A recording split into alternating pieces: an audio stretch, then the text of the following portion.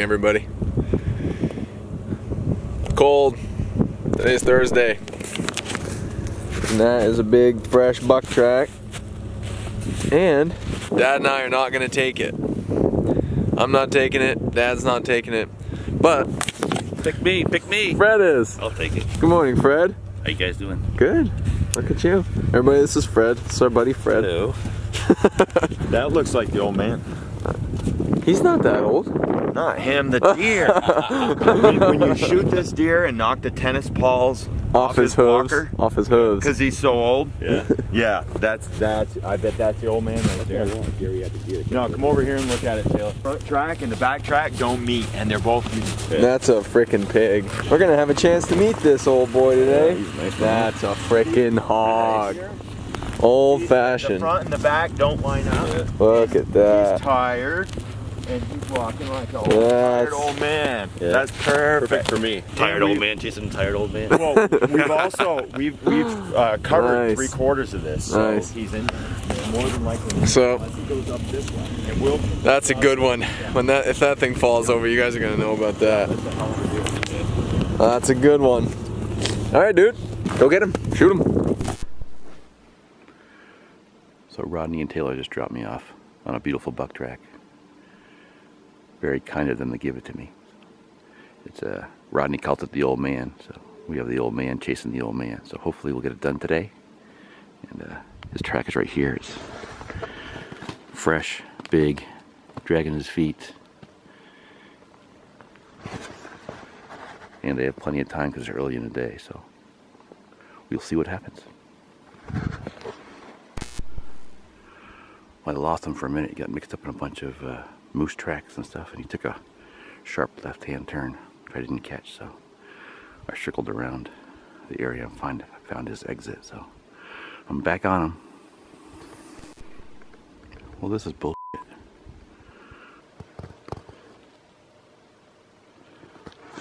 Just a little dad joke for you. Isn't that beautiful? Deer tracker's dream right there. So follow the buck track. This area right here is all tore up. Over by that little spruce tree right there. Another buck walk up the hill and made a scrape there. It looks like these two bucks tangled for a while here. Because right here is all tore up. All the way over into there is all tore up. So just gotta find his track out of this mess. And, see where he goes. Well, I lost a lot of time in that area where the two bucks fought. Couldn't find his track coming out. I found the smaller buck's track, followed that for a ways. Figured that wasn't the one I wanted. Circled back around, I finally found his track. And there it is right here, so you can see it.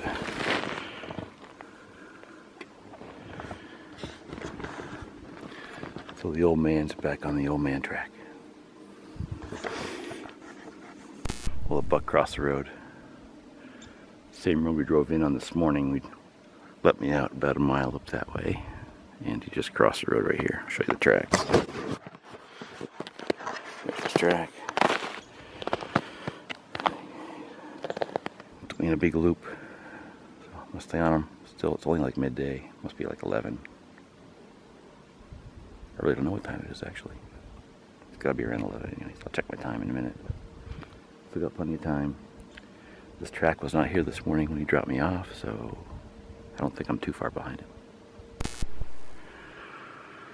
Well, they took me across the brook. He didn't want to go across the brook. I could tell he kind of went to the brook a couple times, backed off to the brook, backed off. Finally, he just jumped across the brook and bowled his way through some really thick stuff. So look at this stuff I'm in now. Just nasty.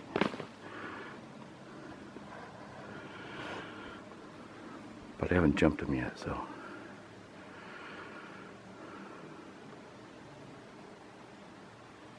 Hopefully catch him soon.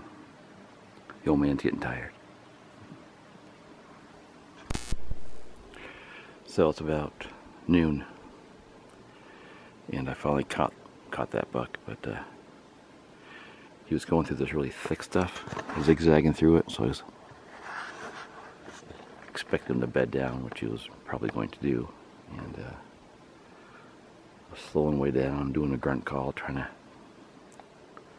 fool him, because I knew I was pretty close, and didn't fool him, so he took off. So my chances of getting this deer have dropped considerably, but I have 4 more hours or so, so I still have his track, and give it my best shot. So that buck I jumped was way over at the other edge of that clear cut, probably only 50 yards off the road. He ran across this clear cut. I scooted up onto the road here to see if I could find if he crossed here. My plan was to go down this edge and circle the clear cut, see where he came out. But he came out right here, across the road. So here's his track.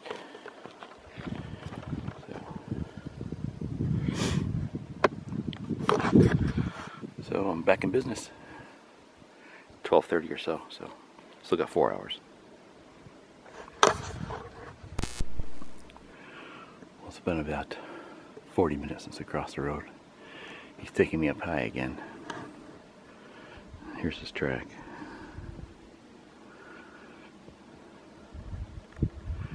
I've been glassing this clear cut my way up to make sure he's not bedded, watching his back trail, but I haven't seen him yet. He hasn't bedded down yet at all, so he's taking me. We started on the other road, up over the mountain, down to the valley, across the river, across the clear cut, back up across this road again. So he's taking me for a tour. Hopefully it ends in the back of my truck.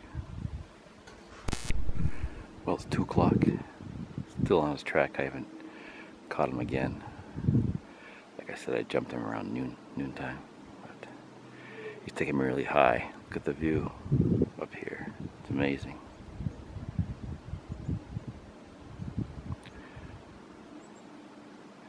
And he's headed straight uphill. Up and over. I hate hills. So it's after 3. Deer 1, Fred 0. I saw him at noon. I couldn't overcome the in the really thick softwoods. It was really crunchy and crusty, and I just couldn't sneak up on him. I did see him run, but I have no idea how big he is. But he has big feet. You know what big feet means. Anyways, headed out. Had a great day 1. Got lots of good exercise. Saw some beautiful country. And headed back to camp. Well, I just saw, it's probably a 4-pointer, probably a 2.5-year-old. Looks like he weighed probably 130, 140. So I thought about it for a minute and lost my opportunity. So maybe there's bigger things for me coming down the road.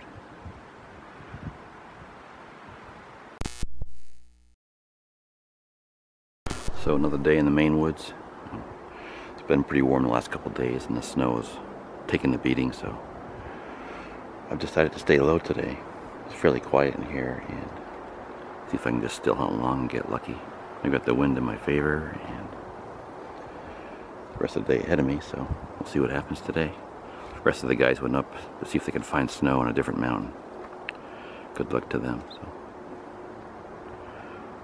stay tuned.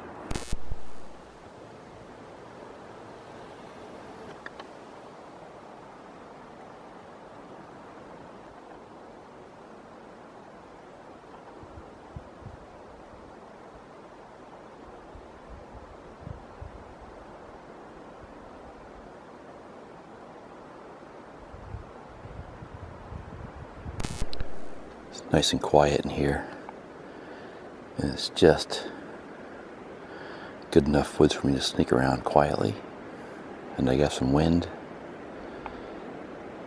so if there's a buck in here I should be able to get close enough for a shot.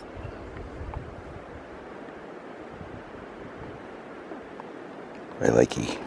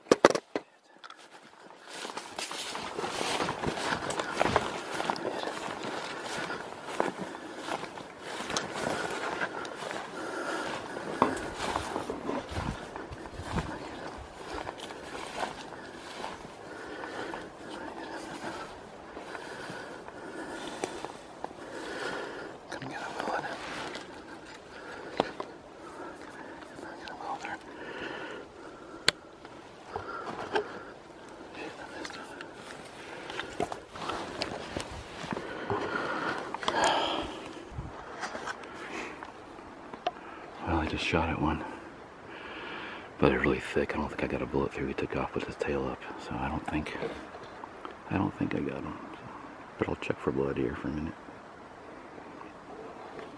That's the way it goes. Well, did a thorough search of the area. There's no sign of a hit, no deer or anything, so I'm pretty sure it was a clean miss. Like I said, he ran away with his tail up, which makes me think he wasn't touched at all. Knowing what I know now, I shouldn't have got up and ran after him.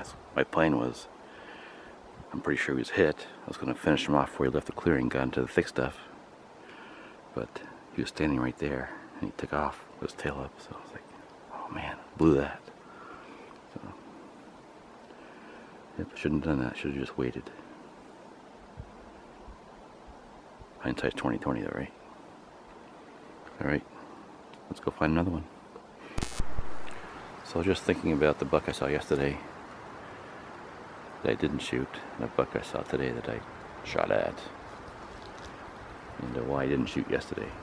I'm not sure why, but that was on a bigger buck track, and that buck just happened to run in front of me,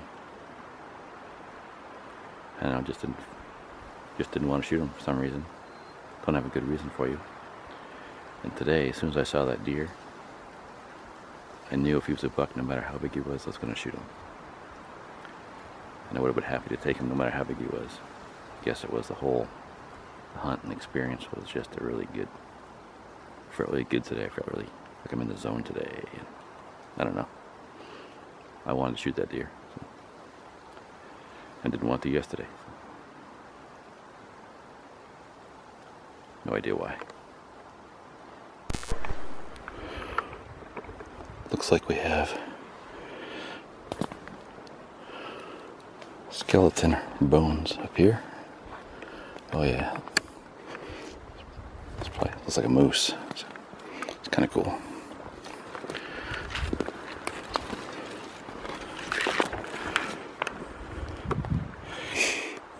It's a cow moose skull.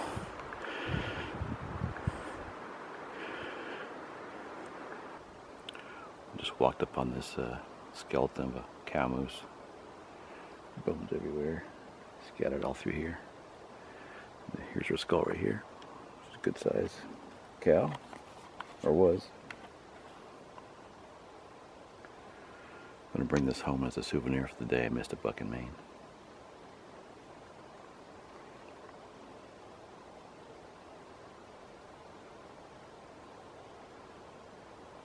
Got nothing else to say.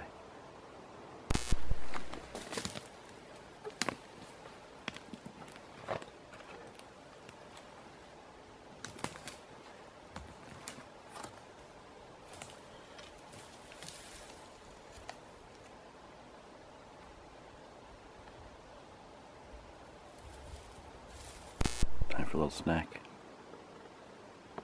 You want any? Suit yourself.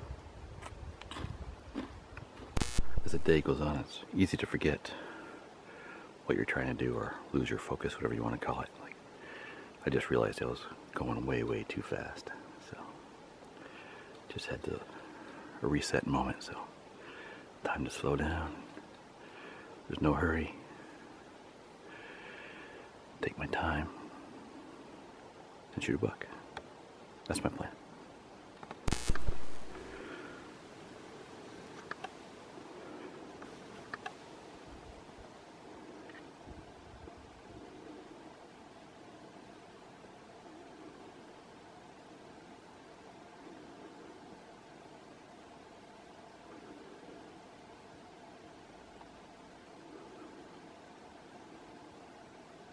Well, that's a wrap on my week here hunting in Maine. Had a great time hunting with Rodney, Casey, Taylor, and Jimmy. Those guys are a lot of fun. And I got to chase a monster buck for an entire day. Saw a buck yesterday, shot at a buck today. Can't ask for much more than that. Anyways, headed back to Vermont. Good luck to everybody who's out there hunting. Don't forget to like, subscribe, and tell all your friends about their videos. You'll enjoy watching them, I know I do. Good luck, guys. Action. That was It feels very official, doesn't it? It was really loud. Need one of those things. I know. Yeah. And marker. Take 47. You guys get this right. Like, again. Hey, everybody. Welcome to the Mountain Deer Podcast. We're at camp. Deer season 21. My gosh, one more day tomorrow. For the main season. Holy cow, It's going to right? be a great finish. Yep. It is. Yeah. So, we have a few things we want to talk about today, and we got to press pause on a video we've been working on. So we have our buddy Fred here. Hello, Fred. How are you? Hello. How you doing? Dad and Fred have been friends for quite some time, and you really just recently started coming to camp with us. Yeah, last year was the first time. Started stomping brush. We've been talking about it for I don't know how long. a long time. Oh, yeah. Longer than that. How did you guys? How long? Because you've been friends for a while, but how did you guys end up? Like, how'd your paths end up crossing? Well, I ended up, I shot a deer in Ontario back in the 90s. And I brought it to your shop. Yeah. But you were here. Right. Teresa was there. I dropped it off. Right. And then I got on a pretty good streak shooting deer for the next few years. Yeah, you did. Holy smokes. So then I You got some big ones. kept coming back. So then Yep. friendship developed from there. Then Right. Yep. then I ran that magazine for a while, the Gazette, and you Right. wrote for me there. So Yeah. Yeah. we got closer then. So Yeah. How long did you run the Outdoor Gazette for? It was quite a while, wasn't it? 3 years. Yeah. 4 years. Because we knew Casey and I knew a guy. That's how we got that. That's how we 'cause got the cover. Your Roxbury buck was on the cover. Right. We had we got had the the 2 or cover. 3 covers, I think. That's right. Turkey. Yeah. My turkey. Turkey, and there's a pike, or all three. Oh, all yeah. three. Yeah, Of you. Yeah. you had a bass. Yep. He had a Yeah. smallmouth. Yeah. Taylor Yeah. did. Mhm. Yep. Yeah. Oh, dude, I was super proud of that. You Oh, guys yeah. You're very photogenic. Yeah. Yeah, oh, yeah. Yeah. Well, they'd We all got a been, good group of guys here. They'd all been film stars in my little, because I was Home taking movies. pictures and making Right. home movies since they were like 1. Yeah. So like from then on, they'd been in front of the camera their whole life, so it That's was a nothing great, new to great them. thing to do. Yeah, and it was great for me because I learned how to take good pictures. Right. I Yep. took a billion. Thank you. Yep. Yep. He's got a great profile. You guys take better pictures than I do now, but that's okay. going because you can see. Yeah, and because you're the subject, selfies don't come out that good. You can only selfie for so long. Yeah. Yeah. Yeah. Yep. Yeah. So how was your experience coming up? How do you like it? Up here? Yeah. Oh, it's awesome. I like. You guys are awesome, obviously, to come hunt with. But hunting in Maine is just a whole different experience than you hunt anywhere else in the country. Actually. Yeah, it's different. Only thing close to it is maybe Western Ontario. It's kind of the same, but Right. even that is different because there's more deer there. Right. Like you're hunting in the worst place in the entire country when you hunt in Maine. And if you get a deer here, you've done something. Oh yeah. Yeah. Yeah. Serious. Yeah. And with all the cutting in the moose, the brush is unmatched. Yeah. Like you will not find much more brush than what you get here. It's pretty rough. Yeah. The only thing that compares is that I bow hunt in the Midwest a lot, and the greenbrier out there Oh. is the worst plant on the planet. It is. I mean, this stuff is tough, and it's got these hooked thorns in it. Oh. And I got it in my hair one time, and I just caught my hair, and I pushed it away like this, and the thorns came down and raked my scalp, and the blood just ran down my face, right? I get home like a month later, I felt something like in my scalp, and I pulled it out. It was a thorn from that freaking thing. No, I'm Wow. kidding. Yeah, that Wow. stuff's nasty. Wow. Yeah. That's awesome. Yeah. That's crazy. Oh, yeah. Yeah. Yeah. And you've been around. I mean, you've hunted a lot of places. Yeah, Ontario a few times. Yeah. Missouri. Some tremendous deer too. Holy smokes. 3 or 4 times. Yeah, you got quite a wall. It's a lot of fun to come to a camp too. There's something special about deer camps, Yeah. and that's what we crave is to have a good time Oh, at yeah. a deer camp, and you just can't get enough of that. Nothing I know better I than can't. deer camp. Because Yeah. what do you like? What's your method of hunting you like the best? I prefer bow hunting. Yeah. And someday I want to kill a deer up here with my bow, but Mhm, gotta I kill know. it, do it with a rifle first. Dude, Haven't that's done that yet. that's been on the bucket list is to like Yeah. in late in the season when they're starting to bed up and starting to slow down to Yeah. get a bow and track one down with a bow. That's actually what I was thinking today, because that spot I found last year, Yeah. I thought this could be such a good bow hunting spot. Oh yeah. So I went. such high hopes for it today, but there's no sign out there. Like, it's just changed. I don't know why. Last year was full of deer. Yep. Isn't it weird? And this year there's no tracks out there. Yep. And that's something. But it was a really nice pinch point in this swamp where they came out of the alders, and the swamp narrowed right down. It was a perfect spot for an ambush with a bow and arrow. I said, oh, I'm going to set my bow here someday. I'm going to kill a deer right here. Oh, yeah. And I probably will. Yeah. Yeah. But not this year. Yeah. they're not there. So, but they'll be back. So Yeah. Yeah, that was a great hunt. I mean, you had last year. You kind of just went and checked it out and found something good, and it came right together for you there. yeah, it was a great 3 days. I couldn't ask for better 3 days in Maine. I mean, those 3 days in Maine that I had, some people have like one of those days like every 4 or 5 years. I mean, Yeah, seriously. I tracked a monster buck the first day, all day. Snow. Never right? bedded down on Yeah. snow, right? Yeah, snow. That's awesome right there. The second day I'm tracking another buck, and a 4-pointer runs in front of me. I didn't shoot it. And then the third day, I shot at a buck. So Yeah. That's pretty good. Right, That's almost something. Pretty good. That's Yeah, like seriously. a hat trick right And there. you were and I love track soup. It's my favorite. the time that you were up at camp, it was not how many days were you up? 4 days. Yeah, that's it. In 4 days, you had like what most people get in a season up here. I saw 3 buck in 4 days. Yeah. You know, that's pretty good. Pretty That good is for pretty Maine. good. Yeah, that's Yeah. great. Yeah.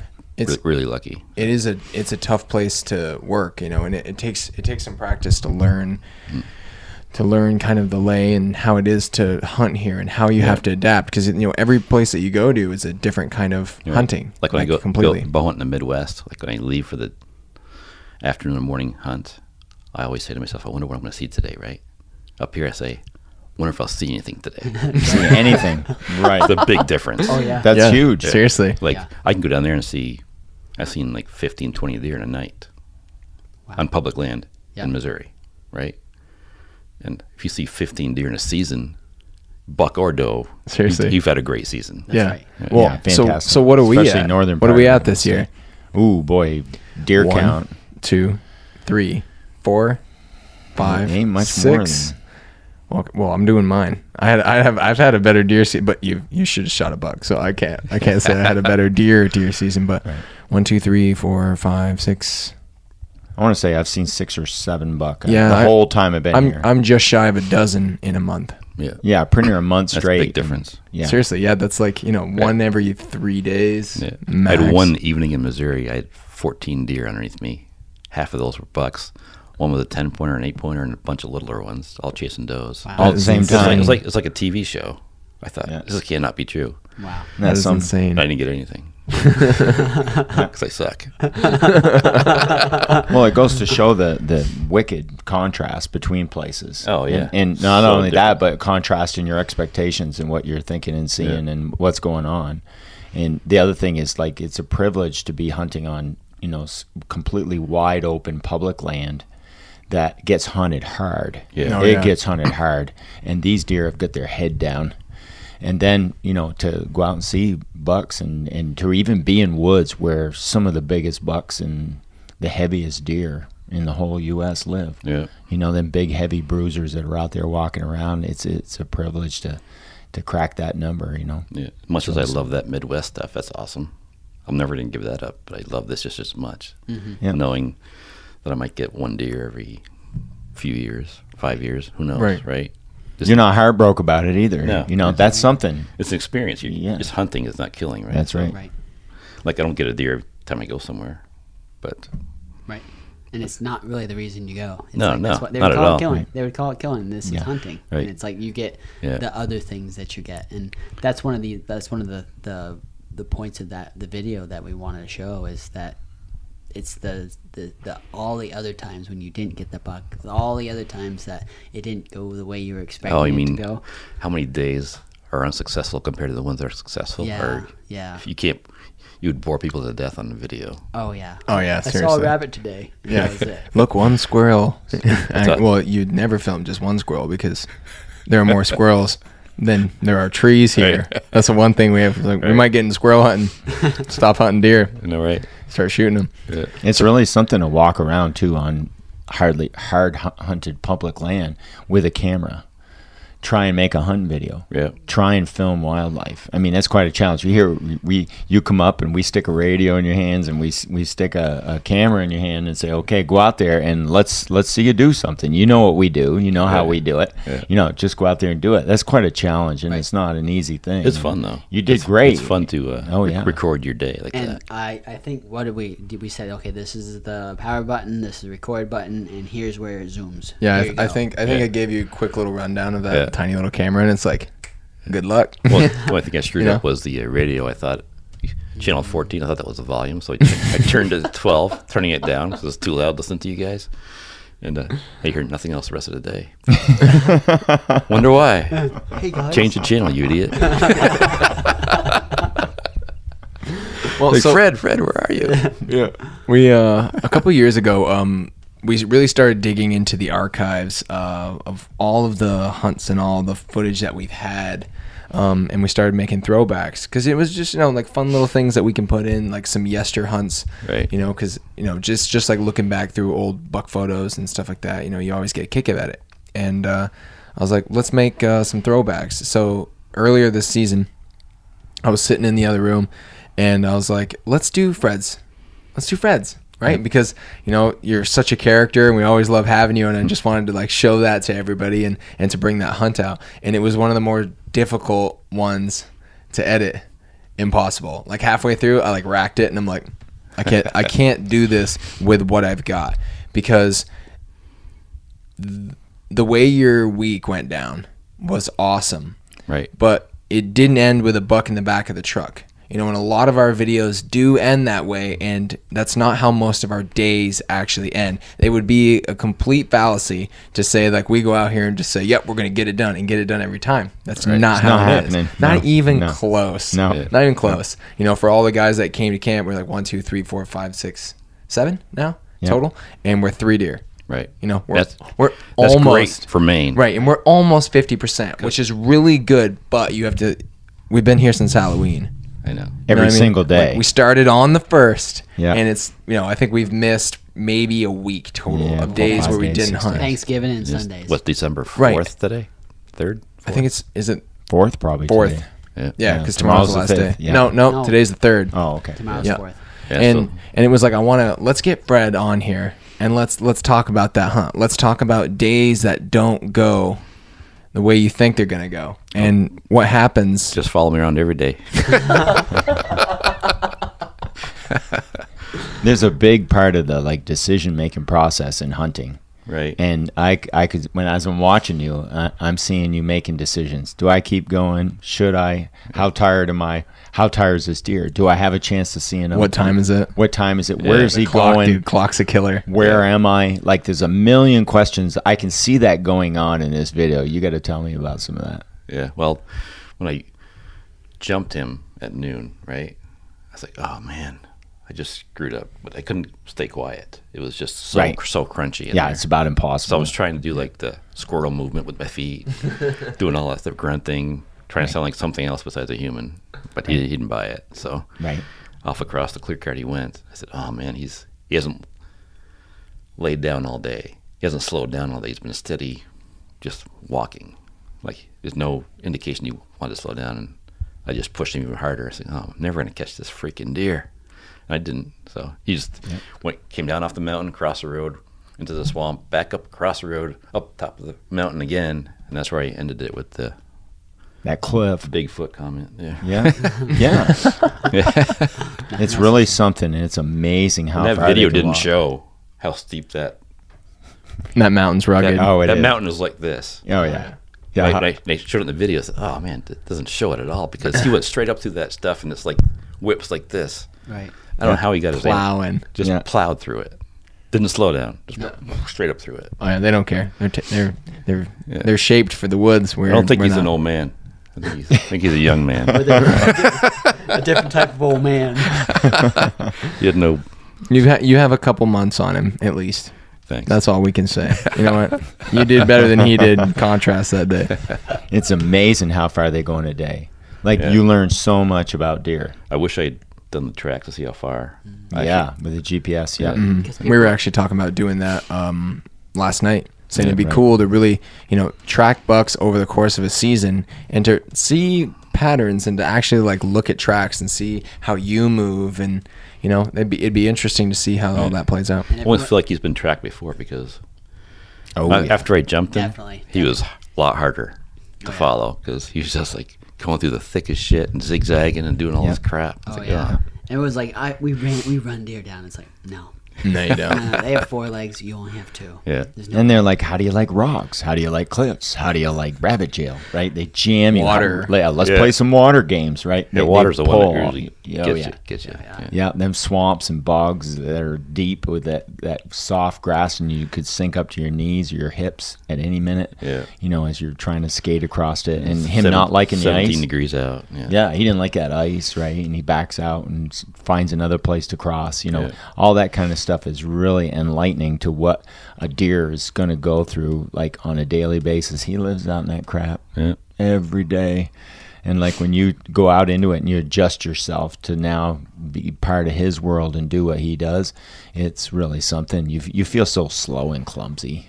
Yeah. You know, compared to their ability is really remarkable. And what they just run through, we would be dead if we even attempted to jog the through knees. it. Yeah, right. Yeah. Seriously. Yeah. And you're right about never being quiet. Like there's places you cannot be quiet. You make half a step. It was like this much crust on top of the leaves and stuff, and you just touch it and you went crunch. Yeah. Oh, Nothing you can do about it. No, yeah. You know, the first few times I came to Maine, and I did like I did back home. I tried to sneak. Yeah. I stopped sneaking. Yeah. I got like after a while I was so mad I just wanted to go smashing all the trees for every stick I broke. Right? I'm doing good and everything's great, and then kapow, and I'd break off something and I'd be like, I just screwed it up. I haven't thought maybe you should just jog. They wouldn't like know what that is. Probably. The guy's running at me. What is he doing? You just keep that up for 8 hours. Yeah, you're fine. Right. Uphill, downhill, through all the stuff. Yeah. Well, believe it or not, there's been I think a few you should do times. that video, the jogging. Pass. Yeah, you're the jogger, right? He's the one running down the road. I only save that for on the road. Save I do that. my best not to run through clear cuts and stuff. Right. Yeah, you won't last. That way I With can a loaded actually, rifle. yeah, Awesome. that way I can actually hunt. You know, not be in a wheelchair. That'd be great. Yeah. Yeah, they're an amazing animal, and they just go through that stuff all day long. And when you get out there, you feel like you ain't got much. But and there was a few times where I nearly went as fast as I could go, and I got some great advice from a friend of mine that I used to work with, Mike Poulin, and he says, Rod, you're going to get so sick of trying to sneak, and you're going to find out it can't be done. You are not going to sneak, so just go.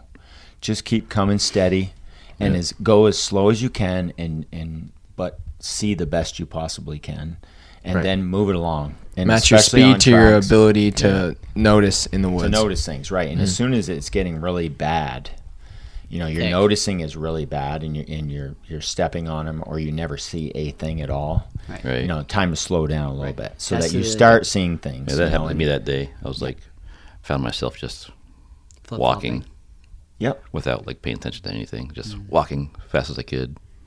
It's like, wait a minute, I'm not hunting anymore. I'm just walking. So Right. the deer could be standing right in front of me. I wouldn't even saw him. Right. You got to do that like mental reset. It's like, okay, hey, stand here for a second, get back into the game, and then go, proceed. Yeah. And then Mike tells me, he says, just do your walking, and especially in the tight stuff, just smash and crash through it. Don't worry about it, you know. But when you come to the edge of it, go easy. When you come over the hill, go easy. When you come around the corner, go easy. You transition from one type of woods to another, go easy. Right? Those are the places you hunt. The rest of the time, you're just smashing and crashing. Yeah. And you're not gonna. There are going to be places where you're screwed, and they're not. And some places they're screwed and you're not, right? And you have to meet them in one of them places where they're screwed. And sometimes you have to just move them. And it stinks when you're tired to move them out of his good spot. Sometimes it takes 5 weeks to get that spot. Yeah, that's right. Oh, yeah. And it's the last day of the season, and you're like, I want this really bad, but it doesn't happen, and you're bummed for the rest of the year. And it's like, but that's It beats on your heart and your attitude and stuff, you know, and you can get run down pretty easy. Yep. It doesn't take a lot of time. Nope. You know, and you know, you said something at the end of the video was you had a really good trip. It was a success for you. Why would that? You know, outside of the typical measure of success for deer hunting, you know, you didn't go home with a deer. Why was it a success for you? Well, I think that, you know, going to camp, hanging out with you guys, whether we're deer hunting or not, would be a great time. Being able to be free and hunt free animal in Maine is awesome, right? And I had a chance. I blew it. That's okay. I mean, that's hunting, right? So Right. you're not guaranteed a deer every time you go out. I think that everybody watching, if they're had any experience hunting at all, knows that your amount of hunting the amount of time you put into hunting and the amount of time you put into harvesting a deer, taking or killing a deer, they're way lopsided. So, I mean, I had a great time. I mean, I know Maine has in this area, probably 4 deer per square mile. Yeah, Maybe. Maybe. Yeah, in Some town at night. And to be able to see 3 bucks in 4 days, I felt really, really lucky. Yeah. Oh yeah. If I saw 1 buck, I would have been happy. Oh, yeah. But I saw 3, and so that's really good. And just being able to hunt. I mean, that's all I want to do. Just want to be able to hunt. So Yep. I like looking down and seeing them giant tracks. yeah, That just knowing a deer's at the other end of it. yeah, Just keeps and you- the keeps you size it going. could be, right? That mystery of what is this thing, and imagining what that thing could be. There's Yeah. been a few of them. Boy, they're big son of a guns. Right. And there's been a few of them I've met and shot, and I was even more impressed when the thing was laying on the ground. And then there was a whole bunch I met and never shot, and they ran off, and I'm like, oh my God, I Right. can't believe I screwed that up or something, Yeah. right? And I might hunt the whole season banging around in brush day after day after day, digging and looking and getting tired and all that stuff, Yeah. just for that opportunity to see that one big racker run off, For 3 seconds. For I know. 3 seconds. I'm looking for 3 seconds of video with a month of work. That's almost what it amounts to. It's a different kind of. It's like for some reason that's worth it. Yeah. You know what I mean? Yeah. Like the measure, if you did that out in like Missouri, if you hunted for a month and you didn't see a deer, you would be like, what is wrong? Right. You know what I mean? And if you only got 3 seconds, you'd be like, I did a whole month and I only got 3 seconds. Right. Like that's it. Yeah. You know, it would almost have this different, out here, maybe because of scarcity, maybe because of difficulty, and Yeah. for what it represents to go out into these Right. woods and get these giant mature ghosts, like these are, Yeah. I don't want to say they're more valuable, but they're different, Yeah. and they're harder to get Yeah. close to. They just really are, they're on it. They you don't have, mess you have to around. hunt them different, like even today, right? So I had my mind set up that spot was going to be killer, right? And I was going to go in there and hunt it like I do the Midwest. That's what I was going to do today. I was going to get one.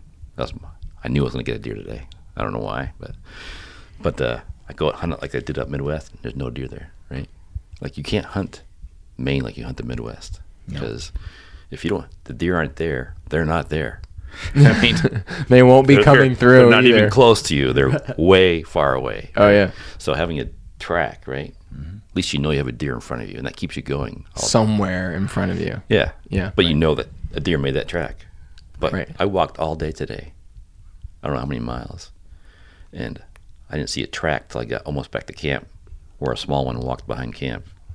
That's probably because there's one on a pole. Yeah, no. Right. Right, Probably- and they yeah, smelt it. sniffed your and it's deer, like, yeah. oh, there's a deer But, here. I mean, it's a huge piece of woods back there. Right. Yep. Not a deer went through there today. Isn't that And incredible? if you were in Crazy. Missouri and if you walked that far, how many deer would you see? I know, right? Right. It'd be tracks everywhere.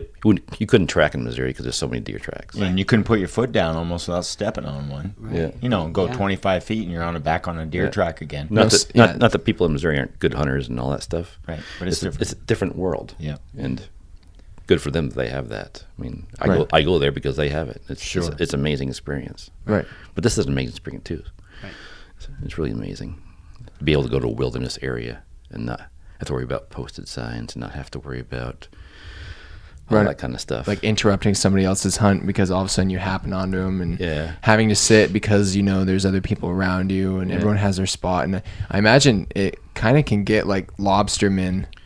You know what I mean? Like people on the coast, like, yo, this is my like spot. yeah, it can You be. know what I mean? Like out in the Midwest, if you have private land, you're locked into that private land. You're not. And if the deer aren't on your private land, you're out of luck, right? Right here, if the deer aren't in this piece of woods, well, I can just go find another piece of woods. Just walk. or keep finding another piece of woods Yeah. until I find a deer. Down there, you can't unless you're hunting public land with everybody else.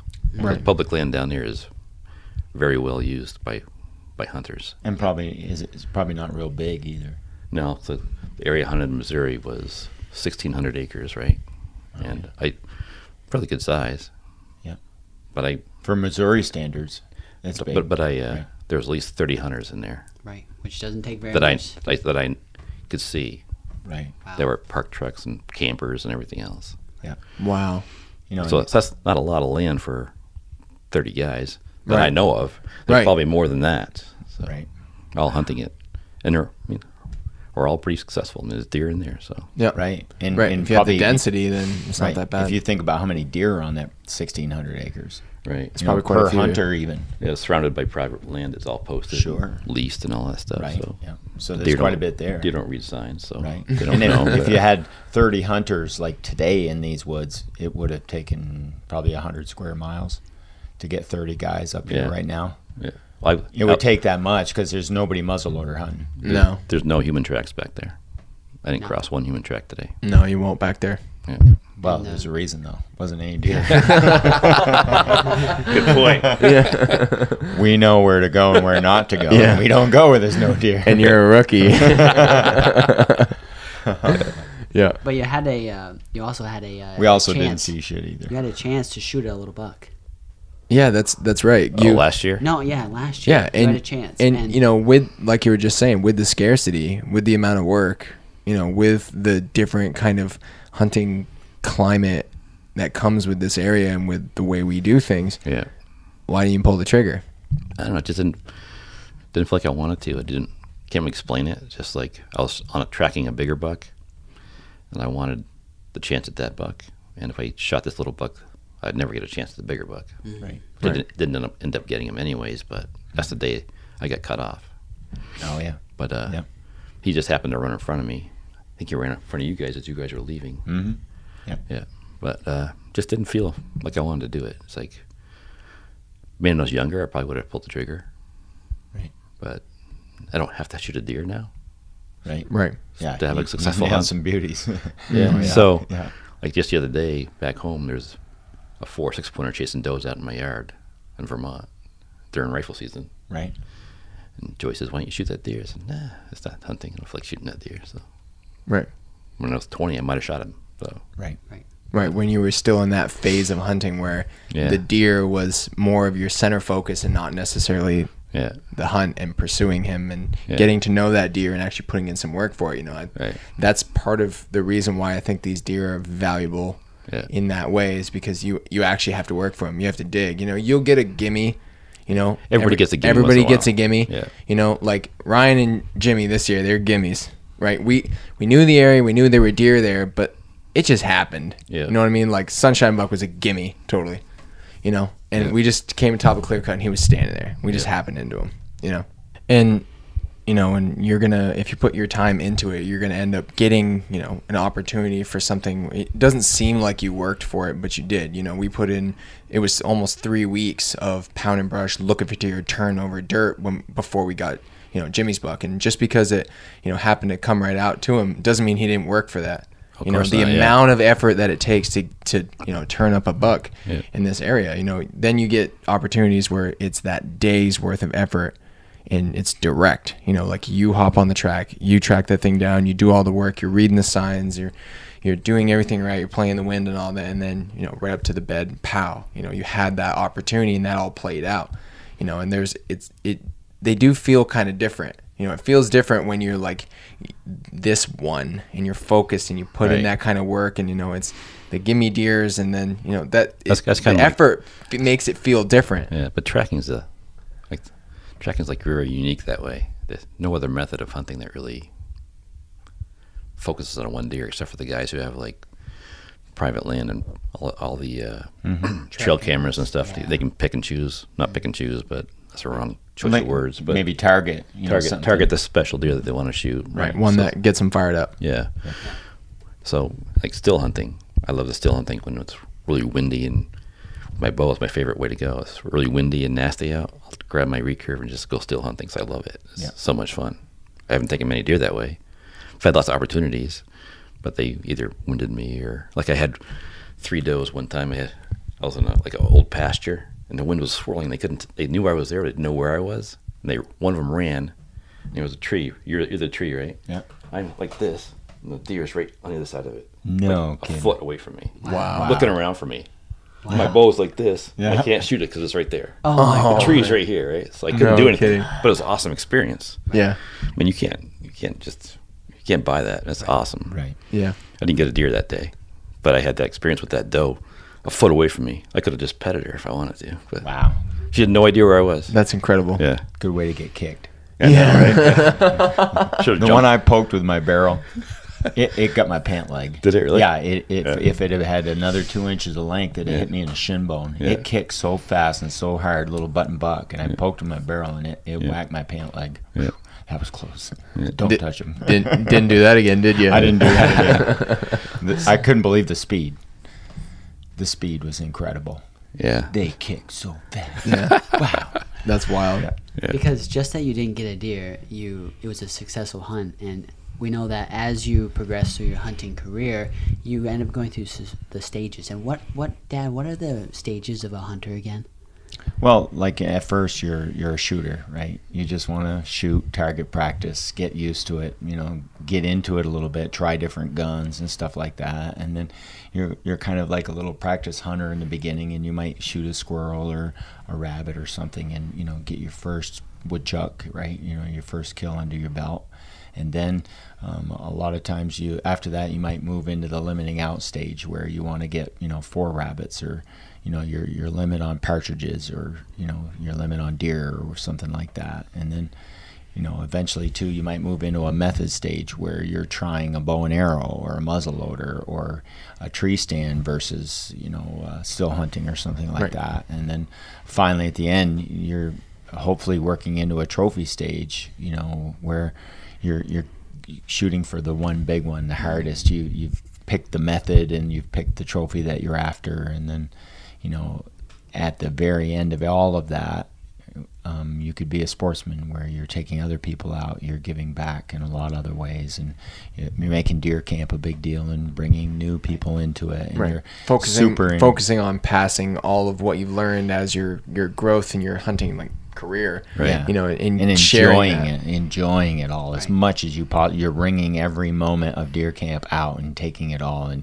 you're not only being as much as you can to make it great, but you're also enjoying it as much as you can to make it great. Right. And not everyone's journey is going to be super linear. Right. You're going to move from, if anything, it's a little bit different for the boys and I, where, we're into first kill, and after that it was wow, this is fun, and you limit out, and then it's really getting into shooting, because the fun experience of hunting and getting something really led to more and more shooting. After your first squirrel, you're well, let's shoot this gun more. This is kind of fun. Because when you're hunting, you only get a couple chances to actually fire a gun. Right. When you get to shoot, you get to shoot all you want, and after that, you get really comfortable, and hunting becomes really familiar.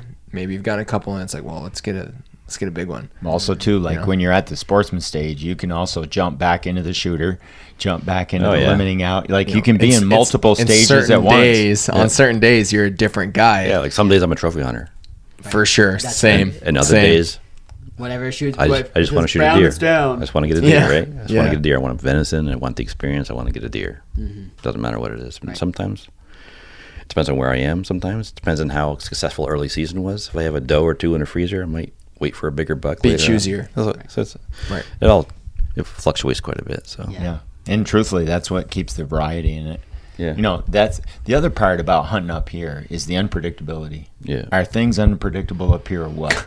Yeah. When you get into weather, when you get into woods, when you get into hunter pressure, when you get into deer numbers, and you start looking at all the things that affect how your hunt goes in Maine, you can't get things more unpredictable. Right. And if you're a hunter that has to fill our tag, you probably shouldn't hunt Maine very often. If you don't like boot brush and mountains and rocks and slippery snow and mud, but if you this isn't the place. I enjoyed the hunt, and I always have. So I enjoy this experience. This experience is awesome to me. Just being able to be in this free country with no boundaries and just be able to go and figure it out. With ultimate variety. Yeah, ultimate variety of habitat and very few deer, so they're like a diamond in the rough. So That's they're very valuable. Yeah. Not that the other ones aren't, but they're so rare here. Yeah. That, Right. that getting one here feels like a great accomplishment. I can't wait to do it. So Yeah. It's I pretty like- great. No question. No question. Yeah. Anyone knows? Yeah, it's you two. Him and him are the ones that know. Don't ask me. I don't know. I like being able to bend to those odd opportunities that show up and take advantage of them. Yeah. Right? All of a sudden, you get the right kind of snow, or here's a buck track I wasn't expecting. Here's an opportunity right here to film something. Like all those unpredictable things, or especially unpredictable problems that come along. Right? Yeah. When you're faced with one problem after another, and you've got to figure it out. Yeah. And you got to make it work somehow. It makes you super adaptive. Like Yeah. it makes you an adaptive hunter, so that Yeah. you can figure things out. You can find a deer when they're really hard to find when you get done. You can shoot when you're only given a second or two. Right? It makes you so sharp and so flexible at changing your plan. Right? Yeah. And yeah, that's any hunt though. Actually, like in the Midwest, the difference that you pick your poison. Right, you're gonna face the elements and the deer scarcity here. right. You go to the Midwest, you're gonna face hunter pressure, mainly hunter pressure. And probably limited access and opportunity And for limited access. Broad choice, especially on deer, right? I mean, you have to kind of really stress about what deer you're going to shoot. Yeah. Sometimes there is that. Right. There's antler restrictions and stuff like that you got to deal with. But Yeah. the hunter pressure and the lack of access in the Midwest is a whole another set of problems you got to figure out. Right. You got to figure it And out. probably the attitude of hunters, like, are they kind of different there versus here? Well, there's great people everywhere, right? I met great hunters everywhere. Yep. I've met a few assholes too. Yeah. Like I met just one in Missouri that was the first time we ever went there. He was mad that we were there because it was his state. It wasn't. We were from out of state. Oh, right. Yeah. And we're Non-resident. hunting his public land, even though we've all paid for it. So Right. I said, dude, I paid my taxes just like you did. I own this land just as much as you do. Right. Blah blah blah. He got a little heated, whatever. But we just hunted the other side of the property. We all got deer, and he didn't. So that's pretty sweet. he sent him a thank you card. Appreciate it. We wanted to bring it up there and just gut it out in this parking lot, but we didn't. In the end, it's like you have to figure it out. Yeah. Yeah. Like You have to figure it out. Make it work for he you. says to me, I can't get a deer. You guys are all here. I says, go hunting, dude. Why are you sleeping in your tent? Right. Right? You can't get a deer in your tent. No. Right. Just go hunting. Nobody. No, I'm not stopping you. If I see you in your tree stand, I'm not going to hunt near you. I will avoid you with best I can. Like, I'll be totally respectful of your space. Yep. But you can't complain to me. You can't get a deer because we're here if you're laying in your tent at 10 o'clock in the morning. Right. Right? Go hunting if you want to get a deer. That's right. Yeah. It's such a, the blending of hunters Yeah. and the cultures and all that is so fascinating. He was just one guy, and there was a bunch of other guys there that were with him, and they apologized to me, like, sorry, he's, whatever. Gave him excuses for his behavior, but, they were all good. Right. Right. The majority of people that you run into Yeah. are going to be, fine and courteous, and if they see you, they're they're going to give you a wide berth, and Yeah. and It's like anything in life, like one bad apple gives the group a bad name, right? Right. So Right. same for hunters. Right, and that's a hunter etiquette, and that's what the having respect for all the people that are there with you in the sport, because they're the ones that are keeping the sport alive as well. And it's Right. it's just a law of average, and it's like if everybody's good, if everybody respects the landowners and respects the deer and everything like that, we get to keep hunting. Right. If we don't, then we have enough bad apples, and eventually they say no more hunting. Right. Yeah.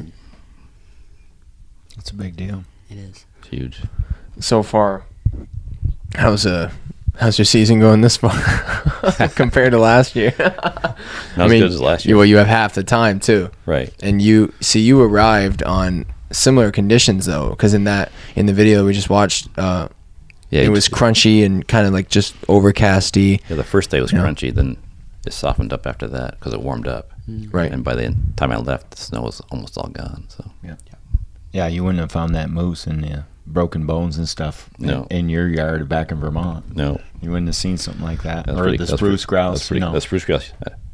Never seen one of those for Canada, so that was the first one I seen in the States. So Yeah, that's pretty neat. There's a few of them. They're trying to come back, but Yeah. you know, they're not exactly bright. But I don't know how they survive. I mean, Yeah.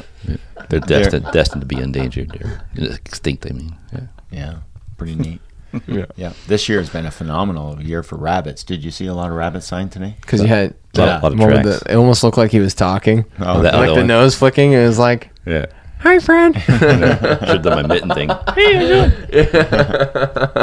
How's the weather over there? yeah, fantastic. year An for rabbits. aspiring ventriloquist. Yeah, and you know, and How do you make the rabbit talk? That's right. those days happen to everybody. You know, those hunting trips, and you know, it's to be expected where things are not going to go the way you plan it out. You know, like I find myself getting on a track and I'm visualizing how it might go down. You know, like when you're going and you know that he's not there and you're just on the highway or whatever, and you end up kind of like picturing what he looks like, Right. and you know, you get wondering, you know, and The unknowns are pretty exciting. So. yeah, and I think that's one of the best things about being up here, you know, where you drive out, you have no idea what's going on, Where you're going and half the time. right? You don't even know like where a you're spot you thought was good is not good anymore, and you have to go to someplace else and you Right. find a track, and you're like, is this a good buck? And you have to, there's like the subtleties and the nuances of like reading a track and knowing if it's any good and worth taking. You know, like we do that a lot. Like there's a pretty big conversation that happens, you know, inside the truck and with the guys that you're hunting with, your like core group, your little guys that are out with you, and not necessarily the, you know, at camp or whatever, but you know, one guy will get out and look at a track and he's like, you know, like that's, you know, like you're like picking it apart and you're like, well, how is he moving? What's the pace look like? Any other deer? Oh, guy checked it out right here. How come he didn't take it? Right, and then and you go a little Right. farther, you know. And one thing Dad does all the time is like he'll just get on the track and just start walking out in the woods. And we're all leaning back in the truck and we're like, one day, Rodney, you're gonna go out there without your rifle and you're gonna be like, it was a giant. I just got no, you know. Yeah. But like he knows it's not gonna happen. We say that, but it's not gonna happen to him. We It wish just it won't would happen. Yeah, just to laugh. Just at a him, laugh, right? you know. But I'm getting a little better about not getting out of the truck. Yes. me too. I don't get out. I go I'm like this and trying lean not out the to get window. out I'm of like, the truck. Yeah. To look at a track. I try not to. Most of the time, you can tell the size of the hole and the size of the step, and if you look at them Yeah. for a month straight, and then next year you do it for a month straight, and the next year Yeah. you do it, and then 27 years later, you look out and you look at a track, and it's a 3.5, 4-inch wide hole up in the snow on the bank. You say, okay, now we're going to see what we got here. Yeah. Yeah. get out. Yeah. Yeah. I was really pleasantly surprised at the number of big bucks in the woods this year. Mm-hmm. It's been good. It's only been in the last half, though. Like, we didn't see squat for sign of big buck at all. It's because for they're the first circulating 2 and weeks. moving. Yeah. Yeah, but Yeah. now them things are on their feet and they're going everywhere, and what a difference. You know, woods you thought were dead are now just alive with deer activity at night, especially. But no, they're out there going, and the rest of the time they might be in the brush messing around. There was a bunch of them that were either right on the top, like in the middle of the month. This month there was a bunch of deer way up high. You know, we filmed some up high, and they were poking around and running each other up in that snow, and there wasn't hardly any snow down low. It was just up high, and it was windy and cold, and they were up in that top stuff, or they were way down in the bottom. Like, there was nothing in the middle for a while there. And then when Jimmy got his deer in the rain there, when that rain came along in the middle of the month, everything changed. We said this is the best day after 2 weeks of being up here. This is the it. first It's day coming. it started raining and pouring and windy and Yeah, we're nasty. so excited. There were deer out, and we were back in act. It was like, oh, it's They so cooled good. off Yeah. to you. Yeah, and it was just like came right into it. The other thing too is one of the benefits of tracking. No matter what happens on the track, you're gonna gain from it in some way. Oh yeah. You know, the You never the lose. benefits from it. You know, one of the things like my personal experience with sitting and like hanging out and kind of still hunting is, you know, if it doesn't pan out, you say, well, I didn't see anything. And that's about it. You know, like I may have enjoyed my time in the woods and you know all of that as well, but you didn't gain at all in as far as your knowledge and your skill, and you just didn't gain. Right. You know, but when you get on the track, whether you do it right or you mess up, or you're learning the land, you find out what he's doing, and you're also getting to put your like knowledge of reading and your ability to figure out what the track is like to the test. And if it pans out, you're like, okay, reaffirmation. That worked. Or I should have noticed this and I didn't, and this wasn't the right track to take, and now I've blown it. Okay, now I have to remember that for next time. You know, Right. and you learn the woods, and you figure there's the gains that come from it are just compounding. You know, and you do that for any amount of time, and you're gonna really get to know deer in general, and you get to know, you know, yourself and your ability to. You know, nothing but good stuff comes from tracking. The woods, where to walk and where not to walk. Absolutely. We learned a lot about where not to walk. There are some areas that are now forbidden. They're on the map with black X's. Do not go there. Yeah. There's nothing Forbidden. there. We've been there once. We will not go back. There's been a bunch of them. I've just said I'm not going back there. Don't ever go back Never there. again. There's no reason. Don't ever go back there again. I don't care. And if you do, it's gonna have to be A giant. giant calling card that's super fresh, and it's, you On know, a a track. 5-star track. Otherwise, it ain't happening. Yeah. And you only gain a lot of times if you're in that stage of hunting. If you're in the stage of killing a deer or getting one, and you don't get one all the time, now you're like, I'm not getting any. Well, you might not see it at first. Yes. You know, you might say, well, looking back on it, like once you get a new frame, you'll say, looking back on it, this is the, you know, XYZ, fill in the blank. This is a forbidden land. You know, Do not you go always gain, you know, and even if it doesn't pan out, you're a better hunter than, you know, when you got out of the truck. That's that's the thing that tracking has over almost everything else. You're gonna gain somehow. Yeah. You know. He's going to show you everything. That's right. And it's Where a the good way does are, where the food is, where the bedding is. Or where there's nothing. Yeah. Or how they get away from you. Yeah. And I think that's how we kind of keep our confidence up, because if you've been hunting for 3 weeks straight and you haven't seen a deer, you've seen a couple partridges and a couple rabbits, and now you're like, why am I still up here? I have so many more things I could be doing, or I could go somewhere else or anything like that. But if you're looking at it at the perspective of, I'm gaining something every time, I'm learning at least where not to go. Right. I'm learning what the deer are doing and what's happening. That's how I think we keep our confidence, so we can hunt a month. Because some people come up here, they're like, I'm not seeing anything, nothing's happening, and I don't want to be up here. The real benefit of that video is on the days when it seemed like it didn't pan out, or, you know, all the days where you didn't connect and you didn't have a chance to get a bullet in them, and, you know, it didn't end with a deer. You know, you can still invest all of those days in the woods into tomorrow and into your next season, and you can really, you know, stack that new ability and stack that experience on top of it, and you can really get some satisfaction out. Because, you know, if you put in your best effort like you did, you're like, you know, he beat me. Yeah. You know, it's like, out here we want the deer big, strong, fast. We want him on it. So if we lose, you don't go down to the truck with your head hung low. You know, like you walk with some pride, because you're like, that thing, he beat me for a reason, because he's the best. Yeah, that first day, You know? man, he took me a tour of Maine, I think. I think I saw the coast. I think I saw Quebec. I don't know. Oh, my God. Yeah, there's Portland. Yeah, seriously. You learn a lot about yourself on the track too, right? Yeah. Your abilities and your spirits and also too your drive, like, in how you want to feel. You learn your values too on the track. There's so many things that you'll learn no matter what. I wasn't going to give up, right? But I was thankful for dark. Yeah. It wasn't me that made me stop. Okay, well, Right. I made this joke recently at camp, and we're gonna go around the table real quick, and let's do like something in hunting, whether it's a regulation or like a stereotype or something like that, where you're kind of against out loud, but you're secretly for it. Mine is no hunting on Sundays. I second that one. You know what I mean? Like I would love it, but it's also like almost, it's a day where it goes, Taylor, sit down. You want it. Yes. I don't want it. Gotcha. Right? I want to be Likes able it. I want to be able to hunt, but at the same time it does do like, Taylor, sit down. You have to sleep. Same kind of thing in dark. Like, relax. You know what I mean? That's what You can't hunt anymore because it's dark. That's what kind of like You brought can't it hunt up. because it's Sunday. Yeah. Exactly. Right. Yeah. You know? It's no shooting does.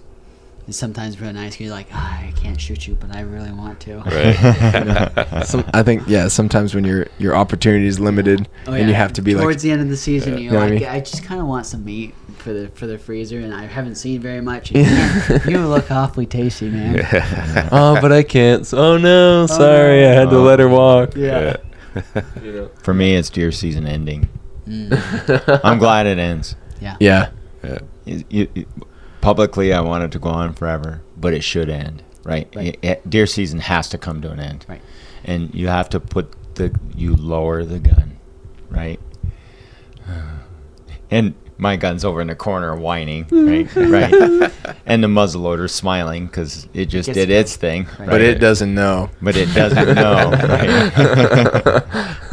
The So- first and the last. Right.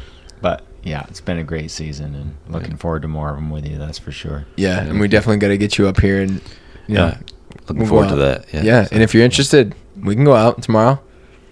We're going out. Me and you. Okay. We'll roll together. Dude, this is gonna be exciting.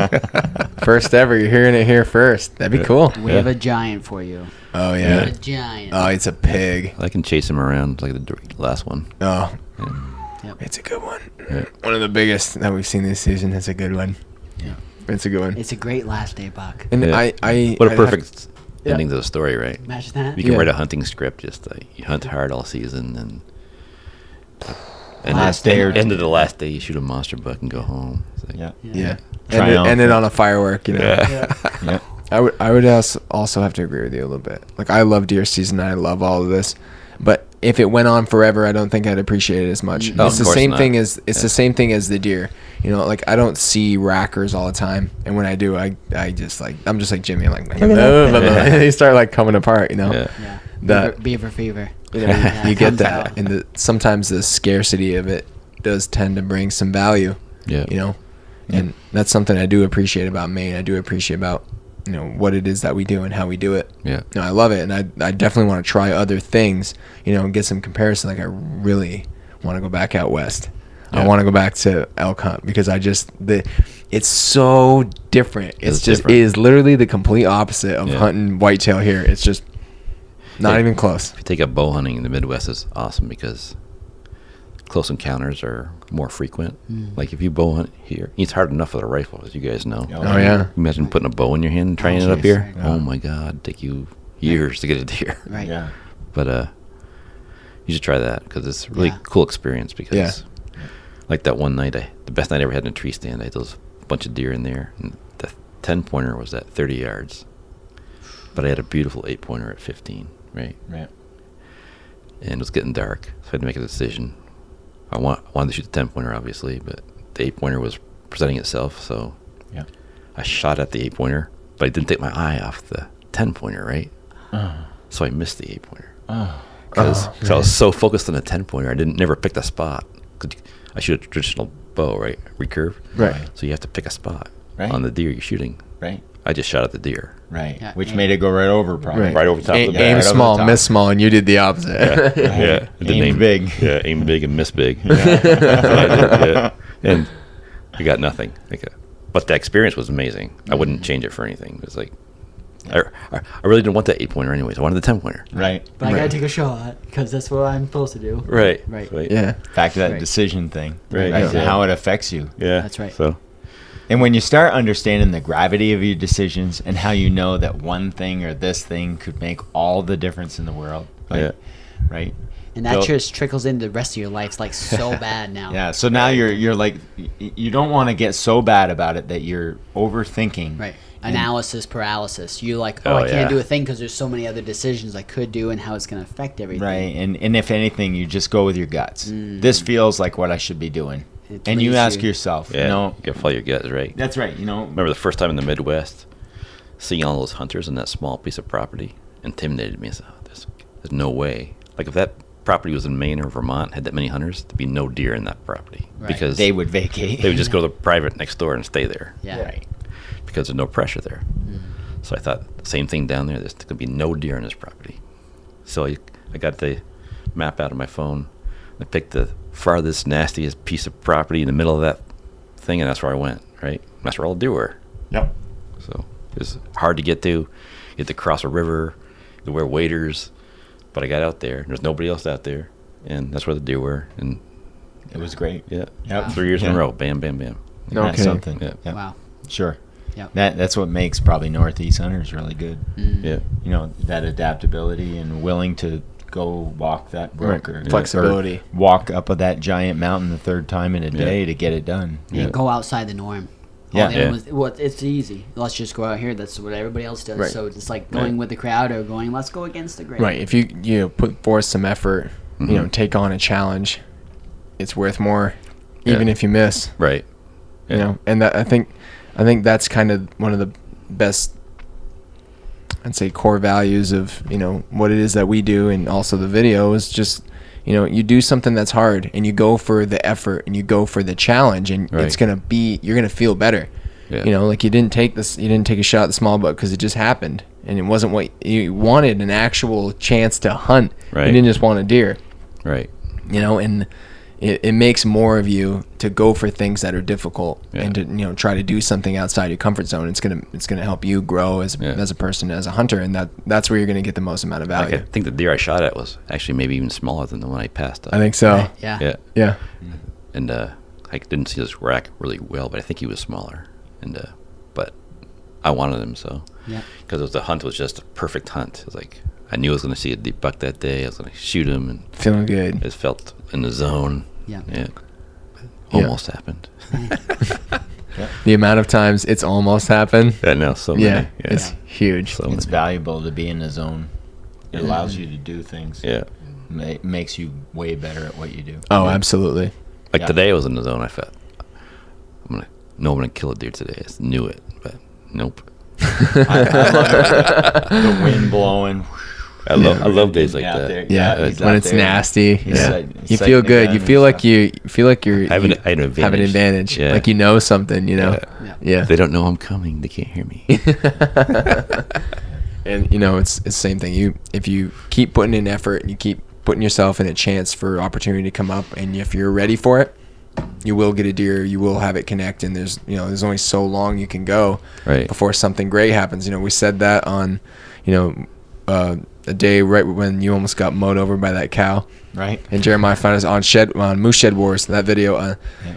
We said that it was like there's only so long you can do something before you get a chance, before we have an opportunity, before something interesting or cool happens. There's only so long we can go. We know if we stick with it, it's gonna happen. Right. And if you're doing something that's hard, it's gonna make you grow. That's right. Oh And yeah. it's gonna make Absolutely. it's gonna make you become more of a person. And it's like if you're always going, I just always go down this skid road. This is what my dad did. This is what I do, and this is what my kid's gonna do. It's like Time to change. You're not growing any, and Yeah. if you're not growing, you're dying. And It's like, tough hunting in the Northeast, Maine especially. Yeah.